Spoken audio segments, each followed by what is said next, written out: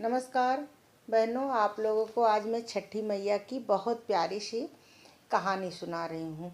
तो आप लोग सुनिए, जैसा लगे कमेंट में बताइएगा। कल मैंने गाना अपलोड किया था छठी मैया की, जो हमारे सभी भाइयों ने बहनों ने बहुत प्यार और बहुत सराहना किया। तो आप लोगों को आज मैं कथा सुना रही हूँ, क्योंकि इस कोरोना काल में अभी साथ में कोई पूजा नहीं कर रहा है। सब लोग अपने अपने घर में गमला रख के उसी में पूजा कर रहे हैं। तो हमारी किसी बहनों को गाना आता है, किसी को कहानी आता है। पहले ग्रुप में सब लोग करते थे, तो कोई कहानी बोल देता था, कोई गाना बोल देता था, उसमें पूरा हो जाता था। अभी ऐसा नहीं चल रहा है, तो हम आप लोग को बहुत आसान तरीके की कहानी सुना रहे हैं। आप लोग सीखिए और कल सुबह पूजा करते समय आप लोग ललही छठ मैया का गाना भी गाइए और कहानी भी बोलिए। तो चलिए हम आप लोग को कहानी सुना रहे हैं। एक राजा थे और एक रानी थे। दोनों बहुत ही गरीब थे और बहुत गरीब थे, खाने पीने के लिए भी नहीं उनके पास रहता था। तो गरीबी के साथ साथ उनके पास बच्चे भी नहीं थे, क्योंकि रानी को बच्चे नहीं हुए थे। तो रानी ऐसे थी और राजा रानी दोनों रहते थे। सिर्फ एक भैंस थी, उसी को रखे थे।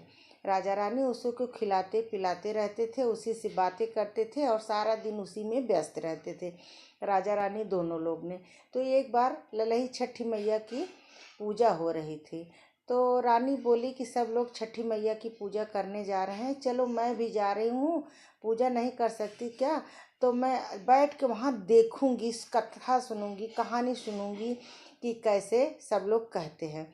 तो रानी वहाँ से नहा वहा के गई जहाँ पूजा हो रहा था। छठी मैया सब औरतें बैठी थी, वहाँ पूजा कर रही थी, तो वहाँ रानी भी जाके बैठ गई।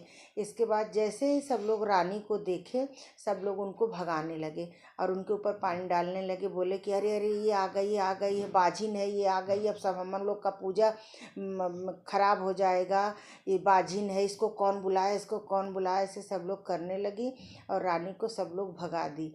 तो रानी रोते हुए चली आई, रोते हुए चली आई। तो बोली, हे छठी मैया, अगर आप मुझे भी बच्चा दी होती तो मैं भी आपकी पूजा करती। तो उनकी भैंस सुन रही थी रानी को, उसको बहुत बुरा लगा, बहुत बुरा लगा। तो जब सब औरतें पूजा करके गोठ में से उठ गई, तो जब रानी की जो भैंस थी वो गई और वहाँ जाके जहाँ सब पूजा किए थे पूरा बना हुआ था, उसी जगह पे लेट गई और अपने कान से ऐसे ऐसे ऐसे ऐसे करने लगी, अपने कान को हिलाने लगी, सर को हिलाने लगी। तो हिलाते हिलाते जहाँ पूजा किया गया था वहाँ महुआ, तिन्नी का चावल और दही गिरा हुआ था। वही एक महुआ, उसी में चावल और दही चिपका हुआ था। वो भैंस के कान में रगड़ते रगड़ते अंदर चला गया। जब अंदर चला गया तो भैंस वहाँ से उठी और आके सीधा रानी के पास आई और रानी के हाथ में वो कान अपना टेढ़ा करके उसमें से वो महुआ गिरा दी।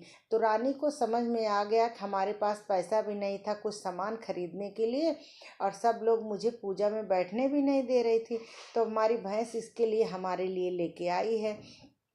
तो उन्होंने क्या किया कि वही एक महुआ और चावल दही लेके चली गई जहाँ सब औरतें पूजा की थी, उसी गोठ में ले जाके पूजा ऐसे अपने मन से वही चढ़ा के हाथ जोड़ के वही प्रसाद खा ली। बोली, हे माता रानी, अगर मुझे भी बच्चा दोगी तो मैं अगले बार छठियाने मैं आपके यहाँ ज़रूर आऊँगी। और इसके बाद वही कह के वहाँ से वही प्रसाद खा के चली आई और वही लेके पूजा भी की थी। वही एक जो महुआ मिला था वही लेके वहाँ रख के जो आया रानी को उस प्रकार से पूजा की और इसके बाद से वही प्रसाद उठा के खा भी ली। खाने के बाद चली आई। कुछ दिन बीता तो रानी को बेटा हुआ था। तब रानी उसको लेके गई। जब वहाँ गई तो सब छठी मैया को छठी पूजा पाठ कर रही थी, वो भी अपने बेटे को लेके गई और वहाँ छठियाई और सब लोग को बोली, बताई अपनी कहानी कि आप लोग मुझे भगा दी थी तो मैंने ऐसे ऐसे किया था, छठी मैया ने मुझे ये बेटा दिया है। उसके बाद से वो अपने बेटे को लेके हर बार हर छठी मैया की पूजा करने जाती थी और बहुत सब आराम से उनका सब दिन बीतने लगा। सब लोग जो उनको मार मार के भगाते थे सब लोग उनको पूजा पाठ में बैठाने लगे।